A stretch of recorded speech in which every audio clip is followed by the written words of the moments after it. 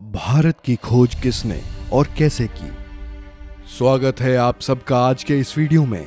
दोस्तों, भारत का इतिहास ना जाने कितने रहस्यों से भरा है। भारत एक प्राचीन देश है जो अपने बीते सालों में हमेशा से हर मामलों में परिपूर्ण रहा है। न केवल धन वैभव से बल्कि प्रकृति से भी हमेशा से परिपूर्ण रहे हैं और इसीलिए भारत पर लोगों की बुरी नजर भी रहती है। उसी समय यूरोप के लोग पूरी दुनिया में व्यापार करना चाहते थे। भारत में व्यापार करने के लिए उन्हें समुद्री मार्गों का पता नहीं था। उस समय अरब के लोग भारत के रास्तों को जानते थे, लेकिन उन्होंने यूरोप के लोगों को मार्गों के बारे में नहीं बताया।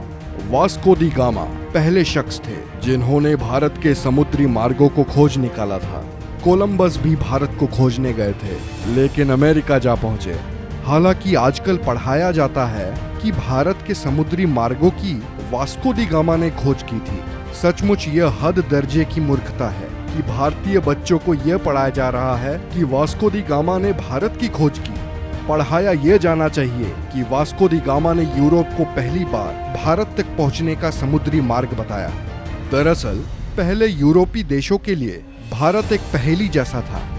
यूरोप अरब के देशों से मसाले, मिर्च आदि खरीदता था, लेकिन अरब देश के कारोबारी उन्हें ये नहीं बताते थे कि यह मसाले वह पैदा किस जगह करते हैं। यूरोपीय इस बात को समझ चुके थे कि अरब कारोबारी उनसे जरूर कुछ छुपा रहे हैं। ये कारोबारी अरब के उस पार पूर्वी देशों से ज्यादा परिचित नहीं थे। जहां तक सवाल भारत का है, तो इसके एक और हिमालय की ऐसी श्रृंखलाएं हैं जिसे पार करना उस दौर में असंभव ही था। भारत के दूसरी ओर 3 ओर से भारत को समुद्र ने घेर रखा था। ऐसे में यूरोप वासियों के लिए भारत पहुंचने के लिए 3 रास्ते थे। पहला, रशिया पार करके चीन होते हुए बर्मा में पहुंचकर भारत में आना, जो कि अनुमान से कहीं ज्यादा लंबा और जोखिम भरा था।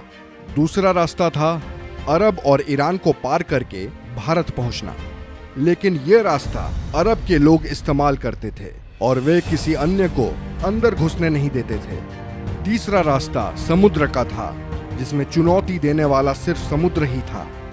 वास्को दी गामा एक पुर्तगाली नागरिक था जो पेशे से एक नाविक था। इसका जन्म 1460 ईस्वी में पुर्तगाल के साइनस में माना जाता है। उस समय में अरब के लोग यूरोप में मसाला बेचा करते थे जो वो भारत से लाते थे।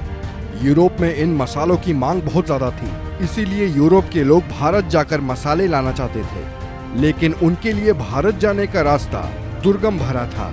उन्हें भारत जाने के लिए ईरान, अफगानिस्तान होकर जाना पड़ता था, जो काफी खर्चीला और कठिन रास्ता था। उन्हें ऐसे मार्ग की आवश्यकता थी जो भारत कम समय में ले जाए। ऐसा मार्ग केवल समुद्र के जरिए ही संभव था। वास्को द गामा ने भारत के इन रास्तों की खोज करने की ठानी और इस ऐतिहासिक सफर पर निकल पड़े। वर्ष 8 जुलाई 1497 में वास्को दी गामा ने अपने साथियों के साथ भारत की खोज के लिए रवाना हुए।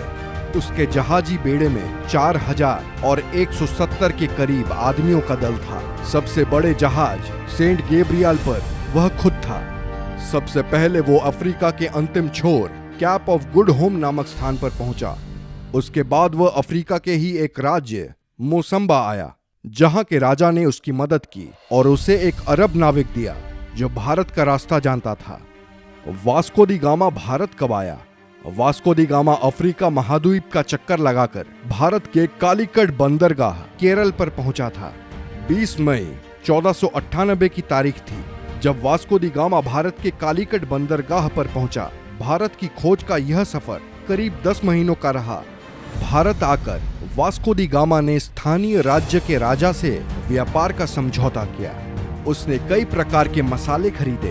भारत से पुर्तगाल आने के दौरान समुद्री तूफान से उसके जहाजी बेड़े को नुकसान पहुंचा और उसके दल के कई लोग मारे गए।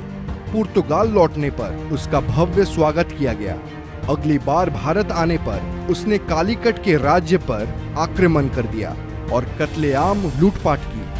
वास्को दी गामा ने यूरोप के लुटेरों, शासकों और व्यापारियों के लिए एक रास्ता बना दिया था। इसके बाद भारत पर कब्जा जमाने के लिए यूरोप के कई व्यापारी और राज्यों ने कोशिश की और समय समय पर वे आए और उन्होंने भारत के केरल राज्य के लोगों के धर्म बदलने में महत्वपूर्ण भूमिका निभाई। पुर्तगालियों की वजह से ब्रिटिश लोग भी यहाँ आने लगे। अंततः 1615 ईस्वी में यह क्षेत्र ब्रिटिश अधिकार में आया। 1698 ईस्वी में यहाँ फ्रांसीसी बस्तियां बसी। फ्रांस और ब्रिटेन के बीच के युद्ध के काल में इस क्षेत्र की सत्ता बदलती रही। 1503 में वास्को पुर्तगाल लौट गए और 20 साल वहां रहने के बाद वह भारत वापस चले गए। 24 मई 1524 को वास्को दी गामा की मृत्यु हो गई। लिस्बन में वास्को के नाम का स्मारक है। इसी जगह से उन्होंने भारत की यात्रा शुरू की थी। दरअसल 1492 में नाविक राजकुमार हेनरी की नीति का अनुसरण करते हुए किंग जॉन ने एक पुर्तगाली बेड़े को भारत भेजने की योजना बनाई ताकि एशिया के लिए समुद्री मार्ग खुल सके। उनकी योजना मुसलमानों को पछाड़ने की थी, जिनका उस समय भारत और अन्य पूर्वी देशों के साथ व्यापार का एकाधिकार था। एस्टावो डी गामा को इस अभियान के नेतृत्व के लिए चुना गया, लेकिन उनकी मृत्यु के बाद वास्को द गामा ने उनका स्थान लिया। ये कहना कि भारत की खोज कब हुई महज एक बेतुका सवाल है। भारत किसी की खोज का मोहताज नहीं है। इस देश का इतिहास कुछ हजार या लाख नहीं, करोड़ों साल पुराना है। वैसे आप लोगों को क्या लगता है, क्या भारत की खोज का श्रेय एक व्यक्ति को देना सही है? अपने व्यूज हमें कमेंट सेक्शन में बताएं।